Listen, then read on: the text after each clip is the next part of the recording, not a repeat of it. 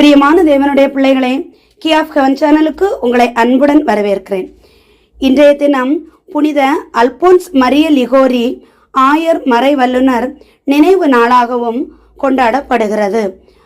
இன்றைய புனிதருடைய நாளுக்கான இன்றைய இறை வாசகத்தையும் பார்க்கலாம் வாங்க. ஆகஸ்ட் மாதம் தேதி 1, 2024 வியாழக்கிழமை. புனித அல்போன்ஸ் மரிய லிகோரி ஆயர் மறை வல்லுனர் நினைவு திருவிழா திருப்பலி வாசகம். முதல் வாசகம். பாவம் சாவம் என்பவற்றிற்கு உள்ளாக்கும் சட்டத்தினின்று தூய ஆவியின் சட்டம் என்னை விடுவித்து விட்டது. திருத்தூதர் பவுல் உரோமியருக்கு எழுதிய திருமுகத்திலிருந்து வாசகம். அதிகாரம் 8, இறை வார்த்தைகள் 1-4 வரை. சகோதரர் சகோதரிகளே, கிறிஸ்து இயேசுவோடு இணைந்திருப்போருக்கு இனி தண்டனை தீர்ப்பே கிடையாது. ஏனெனில் கிறிஸ்து இயேசுவோடு இணைந்து இருப்போருக்கு வாழ்வு தரும் தூய ஆவியின் சட்டம் பாவம் சாவு என்பவற்றிற்கு உள்ளாக்கும் சட்டத்தினின்று என்னை விடுவித்து விட்டது. ஊனியல்பின் காரணமாய் வலுவற்றிருந்த திருச்சட்டம் செய்ய முடியாத ஒன்றை கடவுள் செய்தார். அதாவது ஊனியல்பு கொண்ட மனிதரை போன்றவராய் தம் சொந்த மகனை அனுப்பி மனிதரிடமுள்ள பாவத்திற்கு முடிவு கட்டினார். ஊனியல்புக்கு ஏற்ப நடவாமல் ஆவிக்குரிய இயல்புக்கேற்ப நடக்கும் நாம் திருச்சட்டத்தின் நெறிகளை நிறைவேற்ற வேண்டும் என்று அவ்வாறு செய்தார். இது ஆண்டவரின் அருள்வாக்கு. இறைவா உமக்கு நன்றி. பதிலுரை பாடல். திருப்பாடல் 119. இறை வசனங்கள் 9, 10, 11, 12, 13, 14. பல்லவி. ஆண்டவரே, எனக்கு உம் விதிமுறைகளை கற்பித்தருளும். ஆண்டவரே, எனக்கு உம் விதிமுறைகளை கற்பித்தருளும். இளைஞர் தம் நடத்தையை மாசற்றதாய் காத்து கொள்வது எவ்வாறு? உம் வாக்கை கடைபிடிப்பதால் அன்றோ? முழு மனதோடு நான் உம்மை தேடுகிறேன்.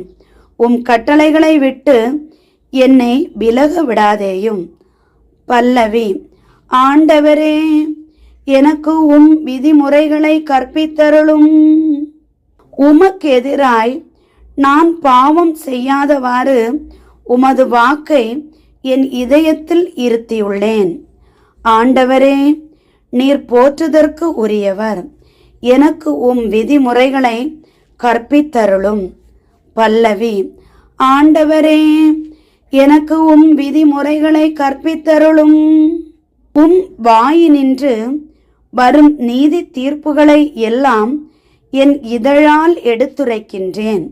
பெரும் செல்வத்தில் மகிழ்ச்சி அடைவது போல் நான் உம் ஒழுங்குமுறைகளின்படி நடப்பதில் மகிழ்ச்சியுறுகின்றேன். பல்லவி. ஆண்டவரே, எனக்கு உம் விதிமுறைகளை கற்பித்தருளும். நற்செய்திக்கு முன் வாழ்த்தொலி. மத்தேயு அதிகாரம் 5, இறை வசனம் 16. அல்லேலூயா, அல்லேலூயா. உங்கள் ஒளி மனிதர் முன் ஒளிர்க. அப்பொழுது அவர்கள் உங்கள் நற்செயல்களை கண்டு உங்கள் விண்ணக தந்தையை போற்றி புகழ்வார்கள். அல்லேலூயா. நற்செய்தி வாசகம். நீங்கள் உலகுக்கு ஒளியாய் இருக்கிறீர்கள். மத்தேயு எழுதிய தூய நற்செய்தியிலிருந்து வாசகம். அதிகாரம் 5, இறை வார்த்தைகள் 13-19 வரை. அக்காலத்தில் இயேசு தம் சீடர்களுக்கு கூறியது, நீங்கள் மண்ணுலகிற்கு உப்பாய் இருக்கிறீர்கள். உப்பு உவர்பற்று போனால் எதை கொண்டு அதை உவர்ப்புள்ளதாக்க முடியும்? அது வெளியில் கொட்டப்பட்டு மனிதரால் மிதிப்படும். வேறு ஒன்றுக்கும் உதவாது. நீங்கள் உலகிற்கு ஒளியாயிருக்கிறீர்கள். மலைமேல் இருக்கும் நகர் மறைவாயிருக்க முடியாது. எவரும் விளக்கை ஏற்றி மரக்காலுக்குள் வைப்பதில்லை, மாறாக விளக்குத்தண்டின் மீதே வைப்பர். அப்பொழுதுதான் அது வீட்டிலுள்ள அனைவருக்கும் ஒளி தரும். இவ்வாறே உங்கள் ஒளி மனிதர் முன் ஒளிர்க. அப்பொழுது அவர்கள் உங்கள் நற்செயல்களைக் கண்டு உங்கள் விண்ணக தந்தையை போற்றி புகழ்வார்கள். திருச்சட்டத்தையோ இறை வாக்குகளையோ நான் அழிக்க வந்தேன் என நீங்கள் எண்ண வேண்டாம். அவற்றை அழிப்பதற்கு அல்ல, நிறைவேற்றுவதற்கே வந்தேன். விண்ணும் மண்ணும் ஒழிந்து போகும் முன் திருச்சட்டம் யாவும் நிறைவேறும். அதன் ஒரு சிற்றெழுத்தோ ஒரு புள்ளியோ ஒழியாது என உறுதியாக உங்களுக்கு சொல்கிறேன்.